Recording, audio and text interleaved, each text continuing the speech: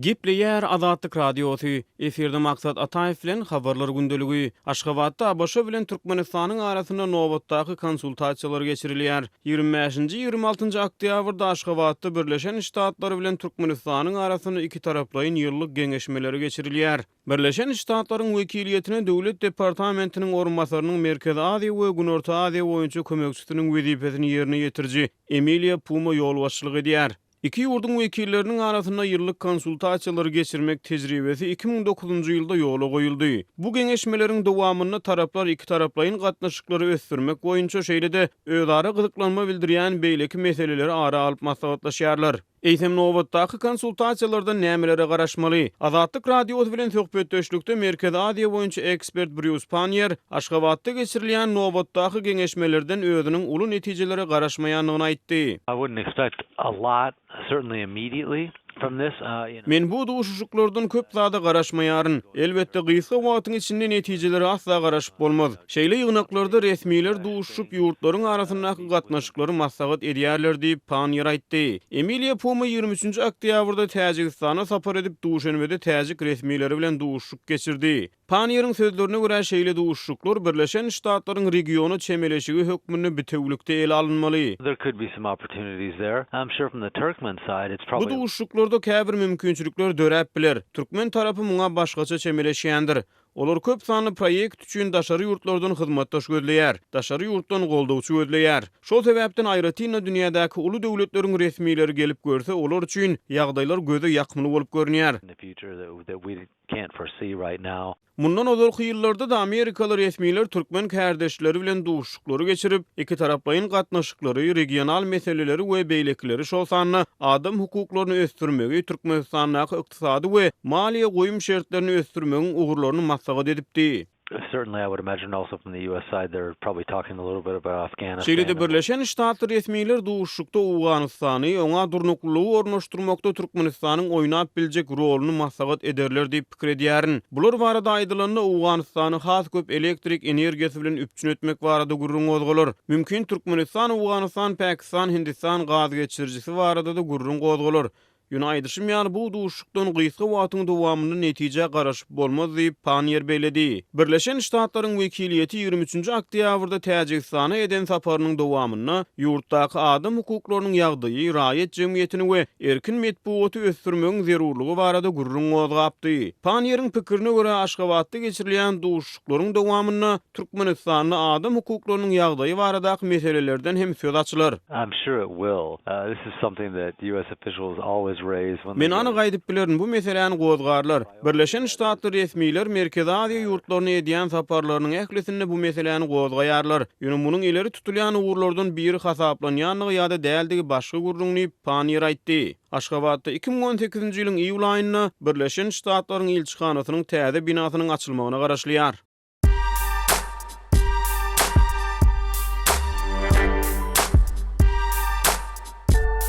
Qaderli dinleyijiler, indi siz Türkmenistanda bolup geçen soňky wakalary Azatlyk radiosynyň Adnaklasniki sahypasyndan hem izarlap bilersiňiz. Bu sosial ulgamda köp sany Türkmenistanlylaryň bardygyny nazarda tutup, Azatlyk radiosy bu ýerde hem öz sahypasyny açyp, maglumatlaryny ýerleşdirip başlady. Bize goşuluň.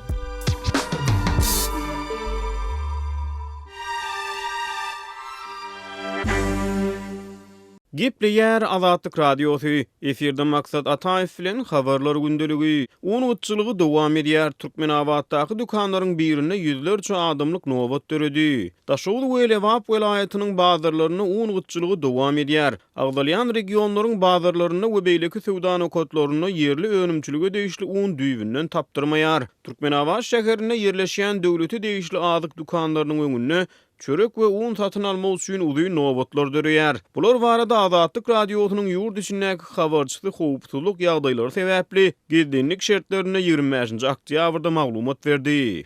Yerli un dükanlarda asla yok. Ortiýetde öndürilen unyň 1 kilogramy 20 manada çykdy diýip habarçy aýtdy. Türkmenistanyň yerli önümçiligi değişli unyň 1 kilogramynyň döwlet tarapyndan keskitlenen bahasy 2 manatlygyna saklanyp galýar. Dün 24-nji oktýabrda Türkmenabad şäherine un we çörek satylýan döwleti degişli dukanlaryň biriniň öňünde 250-300 adamlyk uzyň nowbat döredi diýip habarçy belledi. Onun sözlerine göre uzyň nowbatlara garaşmagy mejbur bolýan yerli ýaşaýjylar özleri dawa jenjeli baş goşýar. Adamlar biri-birine göwün tyndyrjy sözler aýdyp dawalaşdylar.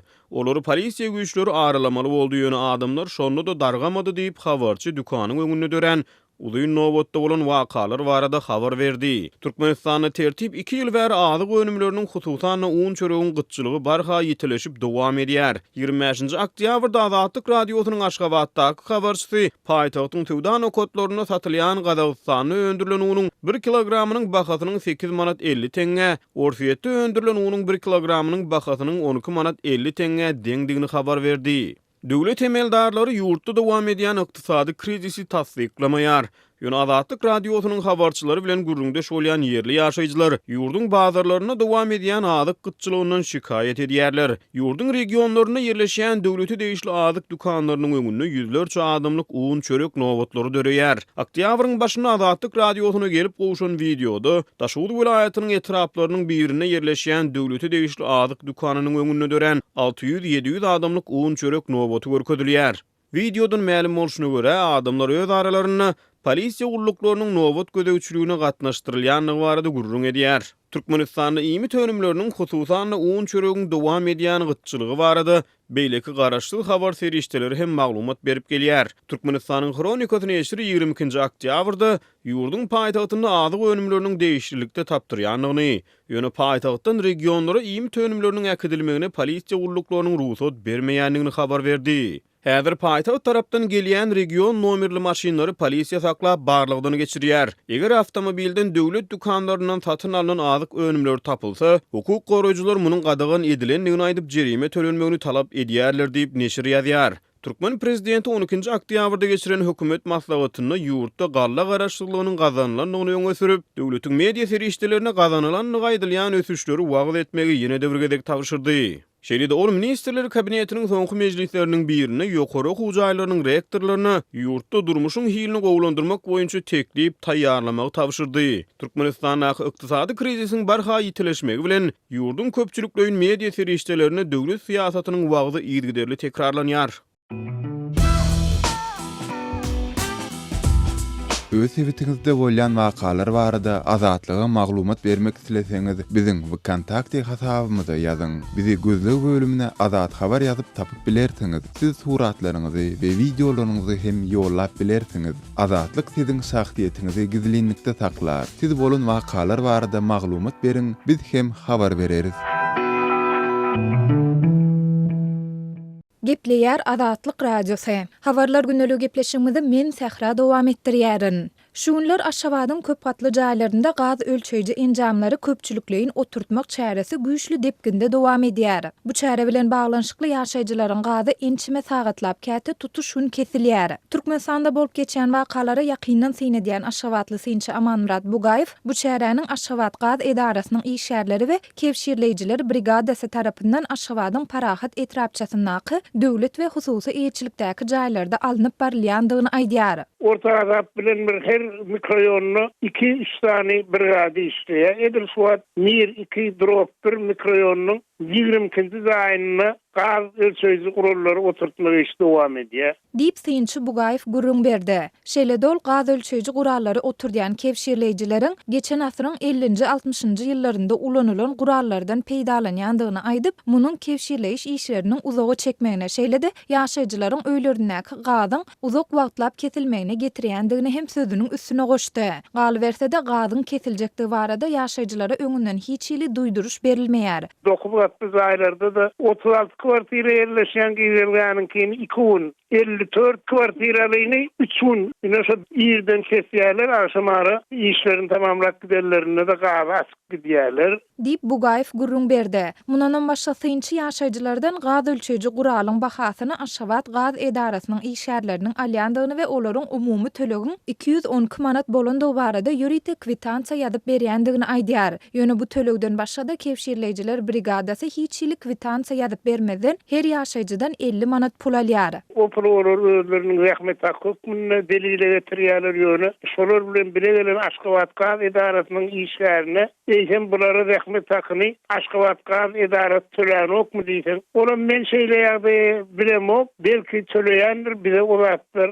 aýdylanok diýip başdan soňa jogap berýärler. Diýip Bugaýew bellidi. Türkmenistanda halk maslahatynyň sentýabr aýynda geçirilen soňky mejlisinde kabul edilen karara laýyklykda elektrik energiýasi, gaz, suw we nahar duzy 2019-njy ýylyň 1-nji ýanwaryndan başlap tölegli edildi. Türkmenistanyň prezidenti Gurbanuly Berdimuhammedow özüniň 12-nji oktýabrda geçirilen hökümet maslahatynda 2019-njy ýyldan başlap suwun, gazyň we togyň muhitçylygynyň ýatyrylmagy bilen baglykda ýurdun maliýe we ykdysadyýet ministri Goçmurat Muradow täze töleglerden büdjete girýän goşmaça terişdelere hatawy almak işlerine gözegçiligi tawşyrdy. Ýöne türkmen häkimetleri öňümüzdäki ýylyň 1-nji ýanwaryndan başlap suwun, gazyň we togyň tölegleriniň näçe pul terişdesine barabar boljakdygyny häzirlikçe aýdyňlaşdyrmaýarlar. Şeýle-de döwlet başlygyny vice-premierler Muratgeldi Meredow we Dädeway Amangeldiýew kärhanalara we ilata gaz, elektrik we suw hasaplaýjy enjamlaryň oturdulmagyny hemde hasaplaşyk kitapçalarynyň berilmegini üns merkezinde saklamak işini tawşyrdy.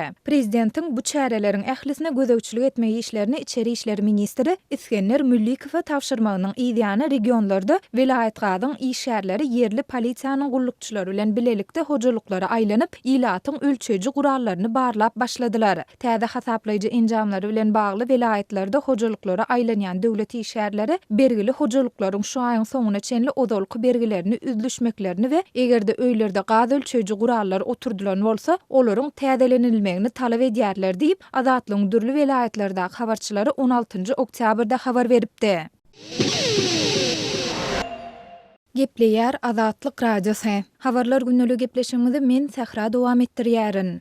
Türkmenistanyň prezidenti Gurbanuly Berdimuhammedow 500 musulman atly dünýäniň iň täsirli musulmanlarynyň sanawyna girdi. 2006-njy ýyldan bäri häkimet başyndaky Berdimuhammedow däp desurlara eýirýän arym musulman bolup, ol Türkmenistanda 2017-nji ýylda geçirilen saýlawlarda setleriň 97%-ni alyp, gaýtadan prezidentlige saýlandy diýilip hasawatda aýdylýar. Bu hasawat Ýerdaniýanyň paýtagty Ammandaky Şalygyň Islam strategik derňew merkezi tarapyndan taýýarlanýar we Birleşen Ştatlaryň Georgetown sewitindäki Şahzada Al-Walid bin Talal'yň musulman hristiýan özara düşünşme merkezi bilen bilelikde her ýyl çap edilýär. Sanawda Merkezi Aziýa ýurtlaryndan Özbekistanyň müftüsi Usmanhon Alimow, Täjikistanyň prezidenti Emomali Rahmon we bu ýurdun müftüsi Said Mukarram Abdul Kodir Zada da hem bar. Türkiýanyň prezidenti Recep Tayyip Erdoğan sanawyň 1-nji ornunda ýerleşdirildi. 2-nji orny Saud Arabistanynyň şahsy Salman ibn Abdul Aziz Al Saud, 3-nji orny bolsa Ýerdaniýanyň şahsy Abdullah II ibn Al Huseyn eýleýär. Dünýäniň iň täsirli musulmanlarynyň sanawynda Azerbaýjanyň prezidenti Ilham Aliýew, Çeçenistanyň başlygyny Ramzan Kadyrow hem ýerleşdirilipdir. Sanawyň iň täsirli 50 şahsiýetiniň arasynda bolsa Palestinaly 17 ýaşyndaky aktivist Ahmed Tamimi, garşyk söwüş tärleri boýunça meşhur türgen Habib Nurmagomedov hem bar.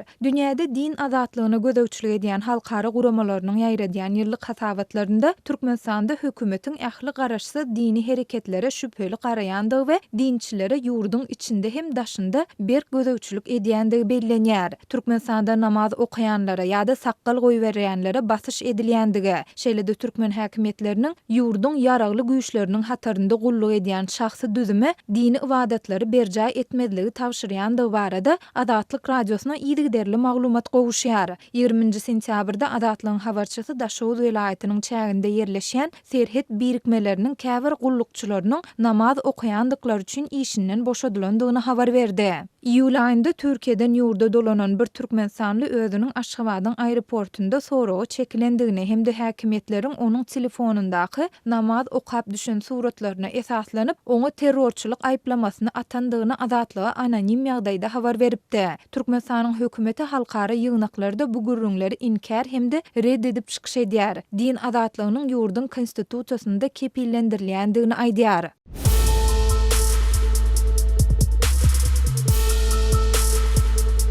Öz sevitiňizde bolýan wakalar barada Azatlyga maglumat bermek isleseňiz, biziň Facebook hasabymyza ýazyň. Bize gözle ölümne Azatlyk radiosu yazıp tap bilersiňiz. Siz suratlaryňyzy we videolaryňyzy hem ýollap bilersiňiz. Azatlyk siziň şahsiýetiniňizi gizlinlikde saklar.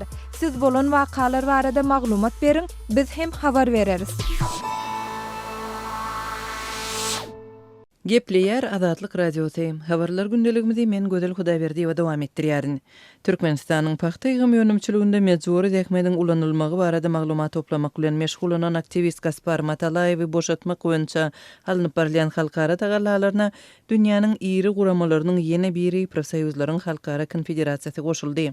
Gaspar Matalayew 2016-njy ýylda Türkmenistanda tutsak edilmegi onuň şol ýylyň paxta ýygym kampaniýasynyň dowamında çaga däkmediň giňden ulanylmagy barada taýýarlanan reportajynyň çap edilmeginiň 2 gün ýygyanyny gabat gelipdi. Türkmenistanyň alternativ teatrikleri neşri Matalayewy boşatmak barada edilýän halkara çağırışyna şu gün 90 000-den gowrak golun goýulandygyny habar berýär. Gasparyň boşadylmagy urundaky görüş çağalaryň we ulularyň müňler çötürün gatnaşmagyndaky mejburi däkmede garşy şeýlede Türkmenistanyň zalim hökümeti tarapyndan bileleşmek hem söz azatlygyny rehimsiz basyp ýatyrmagyna garşy görüşdir diýip ANT Nesri Profsoýuzlaryň Halkara Konfederasiýasynyň beýanatyny çetirler.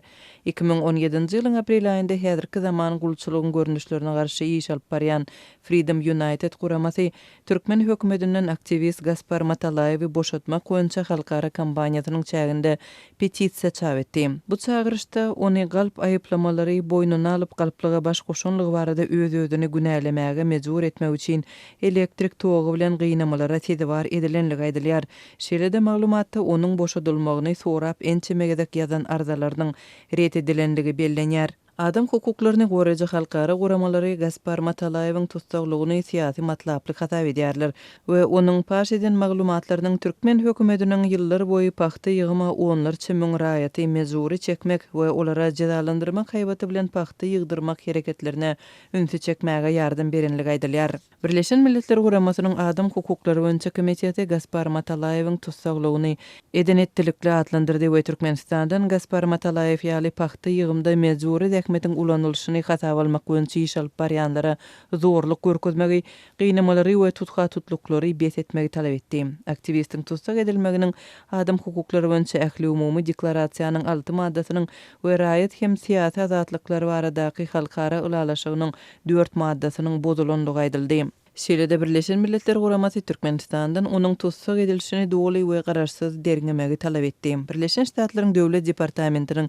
adam gaçakçylygy boýunça şu ýylky hatabatynda hem Türkmenistanda 3 ýyl türme tutsaklygyna höküm edilen Gaspar Matalayewyň ykbalyna üns berildi. 1-nji oktýabrda adam hukuklaryny goraýjy toparlar prezident Berdimuhamedowyň New York eden saparyna gabatlap Türkmenistanyň paxta meýdanlarynda mejburi däkmediň bet edilmegini we bu aýlygynç tejribe barada habar berýän aktivistleriň ýygdyrlanmagyny bet etmek talaby bilen Birleşen Milletler Guramasynyň baş idarasynyň öňünde protest geçirdiler. Halkara jemgyýetçiligi Türkmenistanyň hökümetinden Gaspar Matalayewy destine boşatmagy we onuň howpsuz ýagdaýda öz işini dowam etdirmegine ruhsat bermegi talap edýär. Türkmenistan paxta önümçiliginde mejburi däkmedi ulanýanlygy üçin ýyllar boýy tanqid edilýär. Şol Birleşen Ştatlar Türkmenistanda öndürilen paxta we bu ýurduň paxtasyndan öndürilen önümleriň ähli görnüşiniň importyna gadagançylyk girdi. Mundan öň dünýäniň iri sowda brendleriniň ençemeti şol sanda H&M we IKEA mejburi däkmediň ulanylýanlygy sebäpli türkmen paxtasyndan ýüz öwürdiler. Türkmenistandan Azatlyk radiosynyň azathabar.com web saýtyna Sayfon 3 proxy ulgama arkaly howpsuz ýagdaýda girip bilersiňiz. Sayfon 3 siziň internetdäki şahsiýetiniziň gizlinligini ýokary derejede üçin etýär. Türkmenistandan her günde Sayfon 3 arkaly 1,5 milyon gezek peýdalanylyp petiklenen saýtlary girilýär. Sayfon 3 dowamly özgörýär. Şonuň üçin ony her 2 hepdeden täzelep durmagy unutmaň.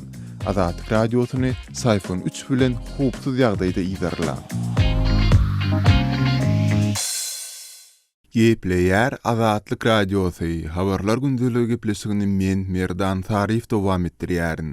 Russiýada tutulykda saklanýan Ukrain kinorejissöri Oleg Sentsov pikir azatlygy üçin berilýän Awrayly Sakharov bayragy bilen tiýlaglandy. Sentsov Moskwanyň 2014-nji ýylda Krimi basyp almagyna garşy çykandan soň Rus sudy tarapyndan türme tutuklygyna hökm edilipdi. belläpdi. Ýewropa parlamentiniň daşary gatnaşyklar we ötüş komitetleriniň ýapyk gapylaryň aňyrtynda geçiren tesbirliliginde Sintsov jemleji tapgyrdaky 3 dalaşgäriň arasyndan ýeňiji taýlandy. Bu bayragy Sintsov bilen birlikde Marokkolu aktivist Nasser Zevzafi we Orta Ýer deňizinden Ýewropa aşmakçy bolan migrantlary halat etmek ugrunda iş alyp baran hökümeti degisli bolmadyk guramalaryň topary dalas etdi. Bayrağı gowşurmak dabarysy 10-njy dekabrda Strasburgda geçiriler. Krimde doglan Sintsov 2014-nji ýylda Kremliň ýarymadaany basyp almagyna garşy çykypdy. Ol soňu bilen terrorçylyk aýplamalарynda 20 ýyl türme tutulgyna hükm edildi. Sintsowyň özü, hukuk goraýjy toparlary we günmatar hökümetleri bu aýplamalaryň syýasy matlaplara esaslanýandygyny aýdarlar.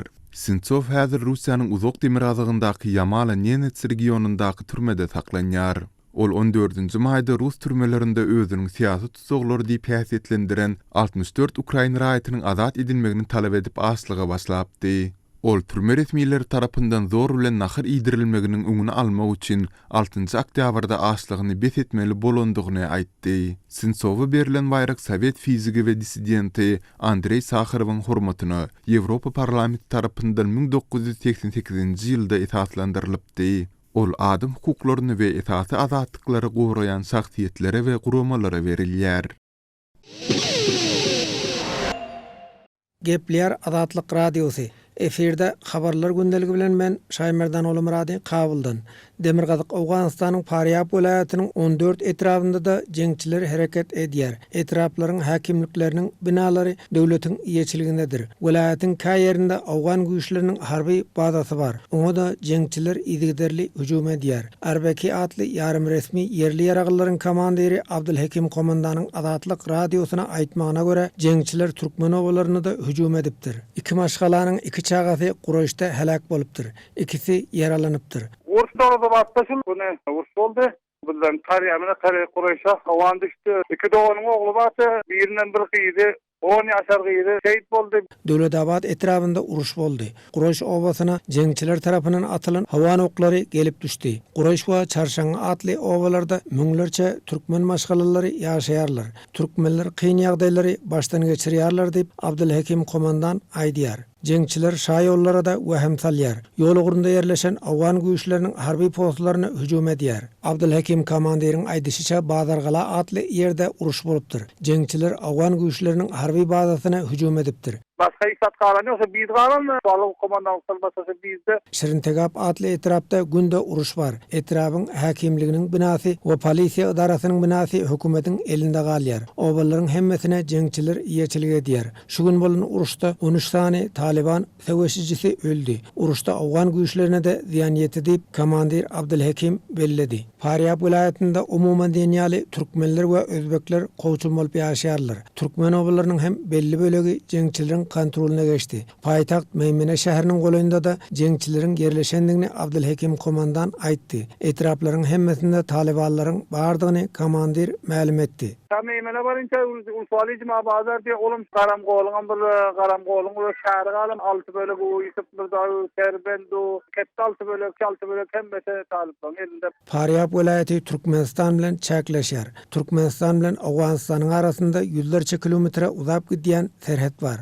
Komandir Abdulhakimiň aýdyşyna garanda serhet ýakalary dollygyna jeňçiler ýeçilik edýär. Diňe akkene benderi hökümetiň elindedir. Serhet ýakada jeňçileriň ulag ýoly bar diýip Abdulhakim komandan gurrun berdi. Faryab welaýatynyň şahatly sebtinde de türkmenler gowçun bolup ýaşaýarlar. Şah sebti köp wagt bäri jeňçileriň elinde galýar. Şah sebtiniň bazarynda ok ýaragyň azadana alınıp satylýanyny Abdulhakim komandan habar berdi. Hoja Gowhar atly bazarda da ok ýaragy we neşe maddalarynyň alınıp satylýanyny komandir Abdulhakim bildirdi. Ady agdalan bazarlar Türkmenistanyň serhedine golay sebtlerde ýerleşýär. Türkmen-Awgan serhediniň Awganystan tarapynda tutuşlygyna jeňçiler hereket edýär diýip Abdulhakim komandan belledi. Ol şaham Talibanlaryň elinde Türkmen hem ýaraglar şunun oklary mowady kadar hemmesi şöyle alani ýerde bazar. Hoja Gowharda da adat bazar salaa ýerden näme salahtatyň tapylýar Türkmenistan bilen şol ortada.